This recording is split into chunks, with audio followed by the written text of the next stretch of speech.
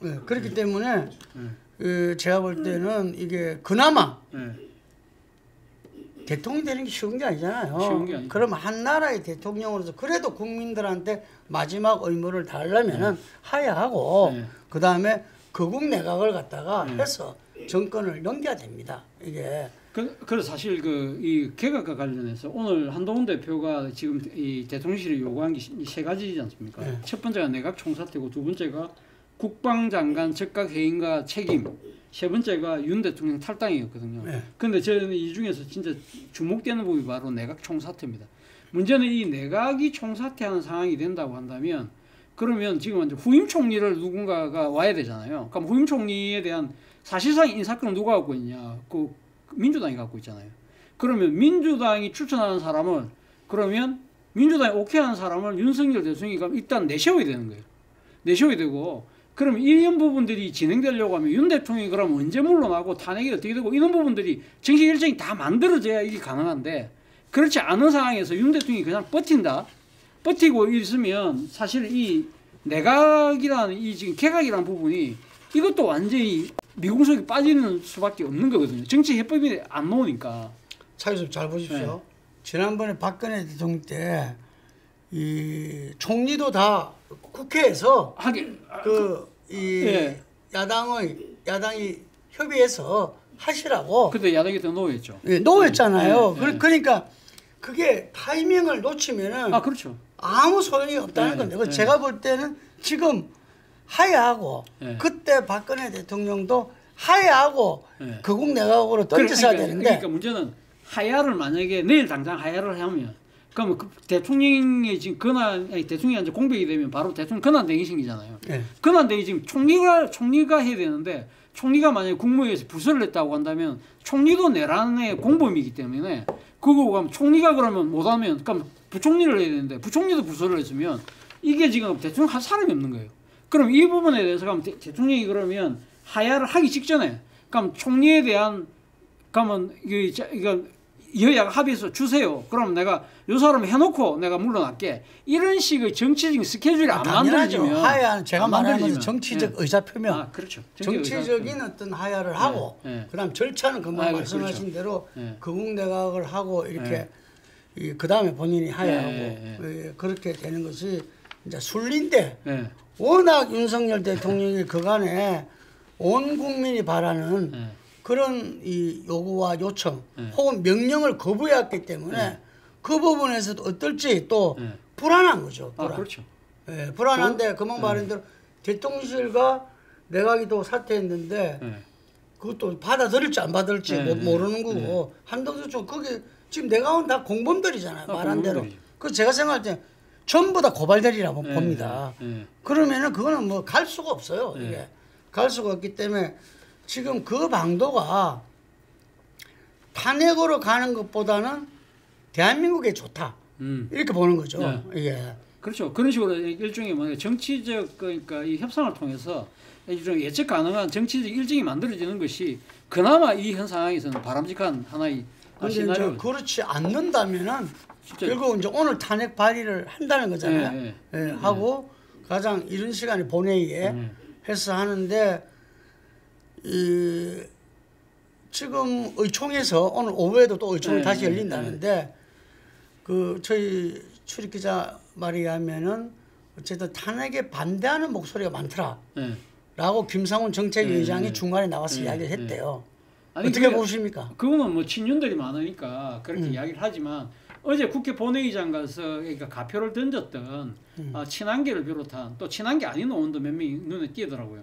그런 사람들 같은 경우는 심정적으로 저는 뭐 윤석열 대통령 탄핵은 벌써 하고 있다는 생각이 들고 사실 8표잖아요. 8표 이탈하는 거는 저는 뭐 크게 문제가 안 되리라고 생각하고 문제는 그겁니다. 민심이거든요.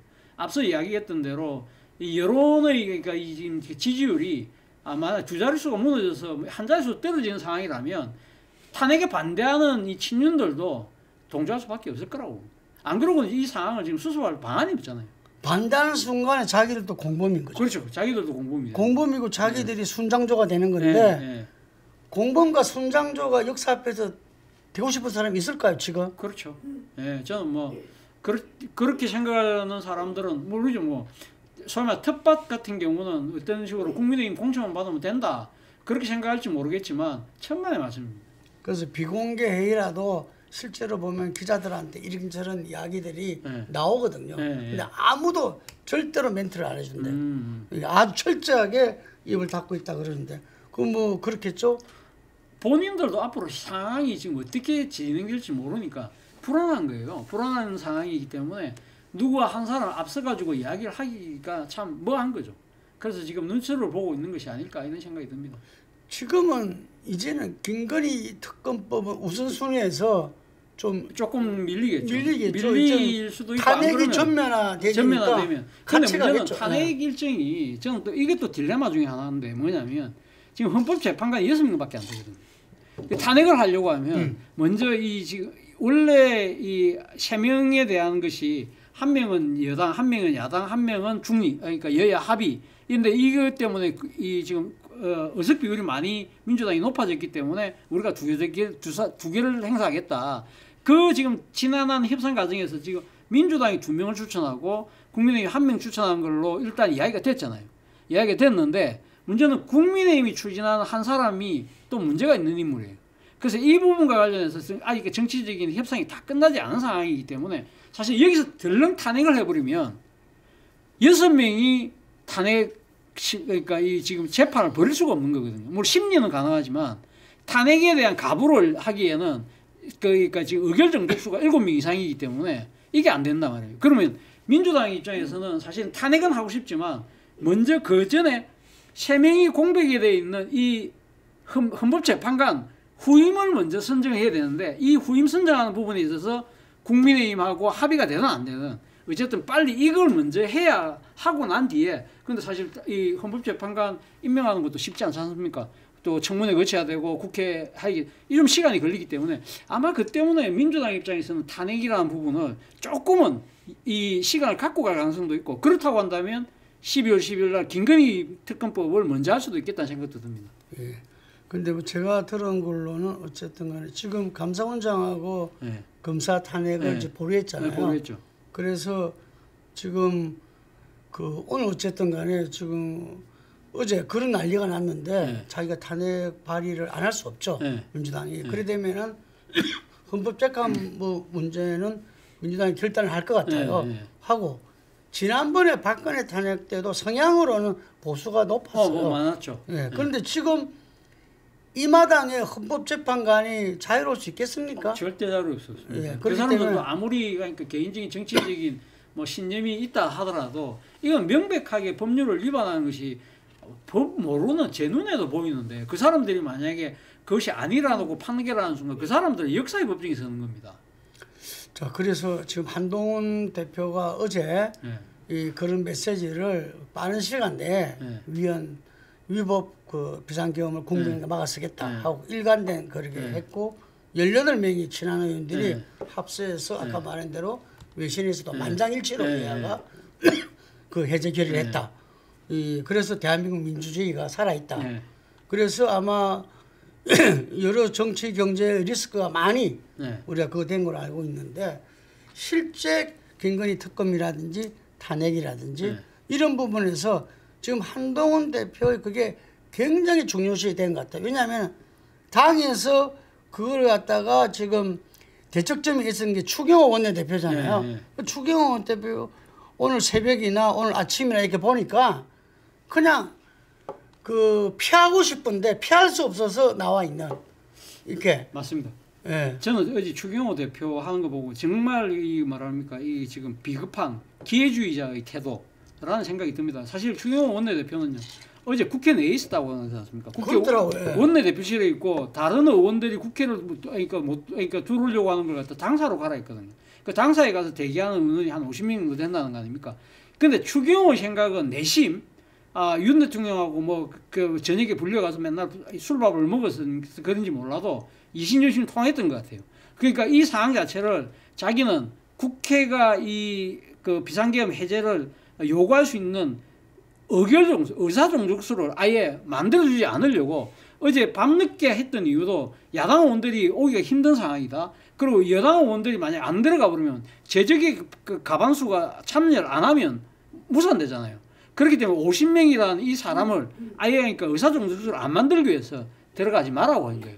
이것도 어떻게 보면 내란죄의 공범 중에 한 명이라고 이야기할 수 있는 거죠. 그래서 예를 들면 한동훈 대표의 어떤 현재 국힘의 리더십에 예.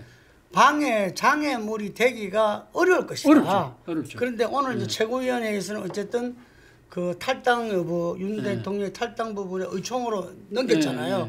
추경호 대표가 넘겼다고 해요. 그래서 계속 그 입장을 견제할 거라고요. 이게 예, 견제할 건데 이게 자기가 더 이상 그 부분을 본인이 주창하지는 하기 좀 못할 것이다. 이렇게. 그런데 저는 한 번 더 한동훈 대표의 역할이 필요한 시점이다. 아, 예. 예. 저도 그건 공감합니다. 예, 한동훈 대표가 정말 이 시점에서 본인이 앞으로 정치적 미래와 상관없이 나라를 위해서 정말 본인이 윤석열 대통령이 어떤 길을 가야 되는지를 정확하게 이야기해야 된다. 이게 지금 탈당 문제가 아니잖아요. 그렇죠. 이게 탈당하고 무슨 내각 사퇴 그다음에 김영현 국방부 장관 이 사람들은 다 지금 공범으로 고발될 사람들이고 탈당은 지난번에 박근혜 대통령도 탈당 안 했어요. 나중에 파면되고 나서 1년인가 뒤에 제명당했죠. 그러니까 지금은 탈당이 뭐 아무 의미도 없는 시점입니다. 예. 그래서 지금 윤석열 대통령한테 요구해야 되는 거는 좀 전에 우리가 이야기한 대로 정치적 하야와 거국내가 이제 정권을 내놔라는 이야기를 그렇죠. 해야 돼요. 해야 되고 국민들한테 새로운 선택을 해야 되고 대한민국은 새로운 선장으로서 대한민국가 나가야 된다. 이런 메시지를 던져야 되는 그렇죠. 거죠. 그런데 그 부분을 지금 주저하고 있는 것 같아요. 예. 사실은 뭐 지금 한동훈 대표가 지금 이 난국을 헤쳐가는데 중요한 키를 쥐고 있는 건 분명합니다. 분명하고 어제 그러니까 이 계엄이 선포되고 난 뒤에 적극적인 메시지를 발표했던 부분들은 제가 약간 높게 평가했고 문제는 앞으로 향후의 문제잖아요. 그렇다고 한다면 대통령이 탈당 뭐 지금 내각 총사퇴를 넘어서 저는 필요하다면 대통령이 특검까지도 특검을 먼저 이야기해서 그러니까 이 지금 대통령 윤석열 내란 업무에 관한 아까 검찰 이야기하셨지만 검찰을 어차피 민주당은 안 믿을 거니까 그러면 한동훈 대표가 먼저 여야 합의해서 특검을 만들자. 소위 말해서 그 옛날 박영수 특검이 출연하듯이 그런 식으로 해서 문제를 풀어나가면서 그러면서 약간 정치적으로는 어떻게 보면 좀 자기가 손해볼 수도 있는 측면이 있지만 그냥 국가를 위해서 저는 당리당략을 뒤로 미루고 저는 좀 뭐랄까 좀 아주 넓게 멀리 보는 그런 행보를 할 필요가 있다는 생각이 듭니다. 국민 눈높이에서 국민 뜻에 따라서 자기가 정치를 한다 그랬잖아요. 그럼 지금 바로 그것을 갖다 국민에 보여줄 때. 맞습니다. 그게 바로 지금 제일 중요한 부분이죠. 자, 그럼 우리 이재명 대통령 이야기가 지금 탄핵이 갑자기 이제는 다가왔어요. 다가오다 보면은 우리가 옛날 그 박근혜 대통령 때로 보자면은 그때 그 12월 그 9일날 국회에서 탄핵 소추안이 가결되고 3월 10일날 헌법재판소에서 대통령이 박근혜 파면됐어요. 그리고 나서 그 5월 9일날 대선이 있었거든요. 2달 뒤에. 그러면은 하고 나서 거의 한 5개월 뒤에 있은 거잖아요. 이게. 그러면 그 추이로 되면은 그 이재명 대통령이 대통령 선거에 출마하는 데 있어가지고 사법 리스크가 거의 장애물이 되지 않는다고. 장애물이 안 되겠죠. 만약에 지금 탄핵이 빠른 속도로 진행이 되고 한다고 한다면 탄핵이 설사 빠른 속도로 진행이 되지 않는다 하더라도 이재명 대표에 대한 예를 들면 선거법 재판 같은 경우는 좀 딜레이 될 가능성이 저는 상당히 높다고 봅니다.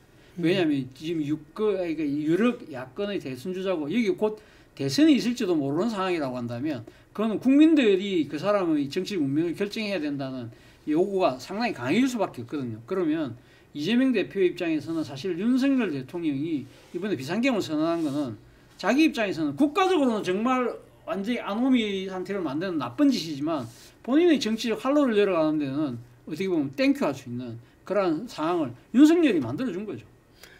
그런데 이제 어째 말하는 그거는 이재명 대표가 또 만들었다 볼 수도 있어요. 그렇죠. 만든 측면도 있죠. 이재명 대표가 버텨냈기 때문에 그렇죠. 또 이 윤석열 대통령이 무리수를 갖다가 한 거고. 사실 지난 그러니까 1심에서 이 공직선거법 1심에서 1년 실형이 나왔잖아요. 그리고 그다음에 열흘 뒤에 있었던 위정교사에서도 만약에 그러니까 실형이 나왔다고 하면 윤석열 대통령이 비상경 안 했을 거예요. 이게 참 그죠. 인과관계를 보면 그 재판 하나의 결과가 정부 여론을 완전히 바꿔놓은 거예요. 그래서 1심이 중요하고 네. 위정교사 1심 선고가 네. 너무나 중요하다고 네. 이야기를 네. 계속했던 네. 건데 그랬으면 아마 한동훈 대표도 전략적 모성을 김건희 특검법에 안 했을 가능성이 높아요. 네. 네. 이게. 그렇죠. 이재명이 아웃되는 상황이라면. 그렇죠. 그러니까 위정교사를 거의 80%가 이 불구명이 없다 그러잖아요. 네. 이게 80% 실형을 받는 유죄를 예상했는데도 그걸 어쨌든 무죄가 뒤집어 됐어요. 네. 그래서 참 그 사법 리스크가 네. 또 이재명 대표를 살렸다 볼 수도 있고 또 어찌 보면은 나라에서 선장을 뭐 아니면 빨리 바꾸는 게 좋지 않습니까? 뭐 그런 면에 기회했다 볼 수도 있지 않겠어요? 그런데 제가 생각했을 때는 그러니까 이 설사 탄핵 정국이 펼쳐지고 새로 조기 대선이 된다고 하더라도 그럼 이재명 대표가 대통령 되는데 그럼 아무 문제가 없느냐? 꼭 그렇지는 않을 거예요. 지금 사실 그 민주당에 대한 이 지지율 자체가 상대적으로 낮거든요. 지금 이 윤석열의 이 국정 혼선에 비하면 낮다. 그렇다고 한다면 국민들이 민주당을 수권 대한정당으로 보려고 하는 이좀 대타로 보려고 하는 생각이 아직은 만들어지지 않았다는 거예요. 그렇다고 한다면 그러니까 이재명 대표가 정말 만약에 있을지 모르는 조기 대선에 진짜 낙선을 하려고 하면 지금부터 말 그대로 잘해야 된다는 거예요. 본인이 최근에 이석연 전 법제처장 만나서 정치보복하지 않겠다. 그 이야기 했잖아요. 그런 걸 구체적으로 딱 계획을 보여주면서 나는 정말 이 지금 정치보복하지 않고 나는 진짜 국민과 민생을 위해서 나 모든 걸 올인하겠다는 그런 결연한 각오와 거기에 대한 구체적인 액션 플랜을 저는 보여줄 필요가 있다는 생각이 듭니다. 네, 어쨌든 뭐 저는 늘 이야기했듯이 이재명 2기 당대표 체제에서는 보다 이 본인의 어떤 이 지지층을 확대하고 어쨌든 우리나라의 그런 그 경제 위기 이런 속에서 중산층을 두텁게 가져가려는 이런 부분들이 그 핵심 지지층에서는 또 비판도 받을 수도 있지만 어쨌든 온 국민이 대통령이 돼야 되는 거니까 그런 측면에서는 상당한 변화를 가져오고 있다. 그런 부분도 알게 모르게 영향을 끼쳤다고 봅니다. 네, 맞습니다. 그래서 이재명 대표가 지금 민주당에서 이렇게 현재 1급 체제에서 유일 후보로서의 그 기세는 아마 더 세질 것이다. 하지만 말씀하신 대로 그 부분에서 이제는 또 다른 차원에서 평가를 받을 것이다. 네, 맞습니다. 이제는 윤석열이 없는 상태에서 과연 그러면은 앞으로 대통령 이 대한민국 호를 이끌 대통령 선장은 누구냐? 이게 대해서는 더 혹독한 평가 기준이 있을 수 있는데 가장 앞서 있다고 볼 수는 있겠죠. 그렇죠. 가장 앞서 있는 것이고 또 하나 여기서 좀 재밌다는 표현 좀 그렇네요. 어쨌든 하나 눈여겨볼 포인트가요. 조국입니다. 조국 대표가 어제 계엄 국회 표결 끝나고 나오고 난 뒤에 아주 강한 톤으로 윤석열 대통령을 비판했거든요.